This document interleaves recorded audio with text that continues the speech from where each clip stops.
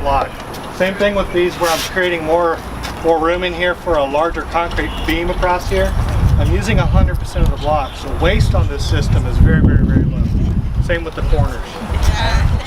And you're throwing away the center part of that block that you cut out, but you're not losing any square feet that you paid for when you bought the block. Here's our fire demo. Can't see the flame, but there really is one there. You can stick it on the block. I'll hold my hand on the back side. It'd take an hour or two for the heat to get through where you could ever feel it on the inside. Now it does damage it, but if it was traditional EPS CF forms, the whole face would be on fire and burned off. This material makes a shell around those beads. Now I can scrape this off, and you can see that those beads on the surface vaporized, but there's that cement shell around it, and that's what keeps the structure intact. It helps protect the rest of the material. Our 4-hour fire test, I don't know if Paul showed any pictures in there. You know, it was subjected to a 2,000 degree fire for 4 hours, and everything remained structurally sound on it. The cool side of the wall only raised 26 degrees above what it was at the start of the test. And that test is pretty interesting because they actually build the wall, fill it full of concrete, and they actually put it in a test frame. They put it under 105,000 pounds of load when they push it up against that furnace. So not only are they measuring how quick, whether it would sustain the heat without burning up, it also measures whether that concrete fails at any time during that test. They've got strain gauges on there, and they can measure very, very slight changes in the concrete. After the 4-hour burn at 2,000 degrees, they take that whole apparatus while it's still under load, under compressive load, and they hit it with a fire hose for 5 minutes. They sweep the wall back and forth with a fire hose for 5 minutes. At any point, if the concrete fails, you're done. If the fire hose goes through your wall, you're done. So getting a 4-hour fire rating is very, very significant. This is a really neat product. The encapsulation of the polystyrene with that cement does an incredible job for fire safety. As I was telling you, one of the trade-offs of more energy efficiency is now that we're adding more combustible materials back to our structures, we really need to pay attention to that. We want to minimize the amount of life safety issues that we introduce when we're trying to do good with energy efficiency. And that's one thing that I think composite does extremely well. What else you got? How many units can a mason build? Lay on a typical 8-hour day here? The way we break the labor rate down on it is it's a 3-man unit, 1 skilled mason and 2 helpers, and you'll figure it at 8.5 block per hour. But that is for completed wall with the concrete poured. Now the days that they're only laying block, they'll probably lay 18 to 20 blocks an hour. But that takes into account the days when you're pouring concrete and you're not laying any blocks. So that 8.5 block an hour is to get you a completed wall with the concrete poured in. You can back that up from the end though. I've laid basically 12 block here in way less than an hour. So with a guy that really knows what he's doing, you can go a whole lot better than that. Any other questions for Dwayne? I'm sure you got a few.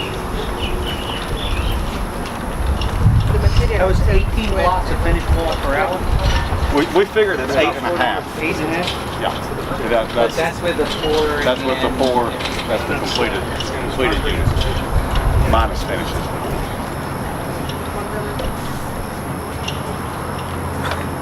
And what I'm typically seeing is the crews when they're the days that they're only laying block, basically doing what I did here. They're getting 18.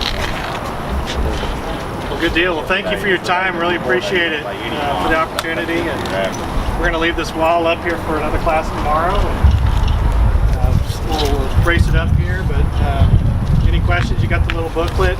There's more online. If you guys are CAD students, I want to direct you to our website, valtechsystems.com. If you go to the Tools and Resources section, we have DWGs up there that you can play with. We got some basic drawings that you can play with. If you guys are working in Revit, we've got the whole Revit family. Download that from our website for free. Pull it into your Revit environment and start stacking blocks and play with it. It's really cool. And so valtechsystems.com. Let us know if you want anything else off there. But a lot of stuff on there. A lot of neat details to look at. Good. So with your brick, You would do a conventional cavity in most cases. This is designed to leave you about a 1-inch cavity. I mean, there's some people that are looking at thin set. Good deal. Thank you guys. Really appreciate the opportunity. Thank you so much, Sarah. Paul.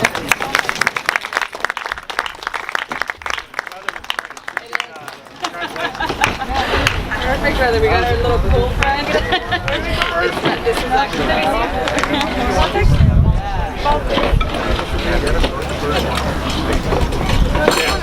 Typically they're going to leave an air gap in the masonry. I mean, there are thin set systems that go directly onto the wall. The air and moisture barrier is, yeah, you'll still have your weep holes and your mesh down here, but you're always going to protect this from water penetration. So that spray applied air and moisture barrier is what you put on there.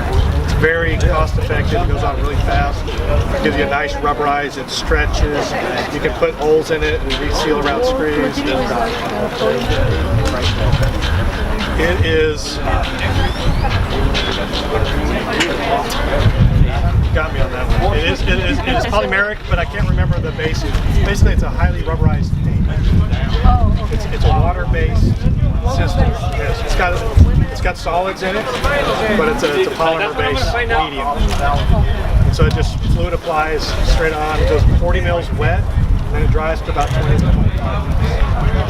And plate is down below the foundation, and you go back into the windowsill with that. So you go all the way back. So there is no place on that wall on 4 sides where moisture can come through there.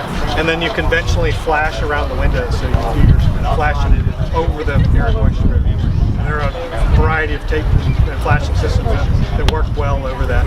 There are a number of people that make a fluid applied air and moisture barrier. It's a very popular product now, as the code's now starting to require that. House wrap's kind of going away. So there are a number of people. We sell one because we always have it on our system. That's something that we warrant with our wall. It's the wall and the air and moisture barrier. Do you do any systems? We don't. We try to be agnostic as far as not picking sides. Especially on finishes, there are a couple of finishes that we sell, but they're abuse resistant, so they're real specialized. It's a stucco and plaster system that has no cement in it. It's really, really hard. The plaster is 8,500 PSI, so it's 50% harder than CMU wall. But we go into schools like a Boy Scout dormitory, stairwells, hallways. They want something that's super abuse resistant. Yeah. And honestly, they have the money, and the benefits line up with what they want. So a lot of our work coming up in 15 is schools in Houston and Dallas.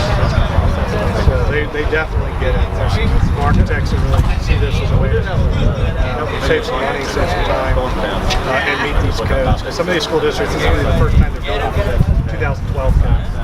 Some of these guys were on 09, and some of them were 06, and they skipped 09, went to 12. And that's quite a shot. To build a pre-engineered metal building with metal panels and no insulation, to having to do it with 12 code, it's a huge leap for them.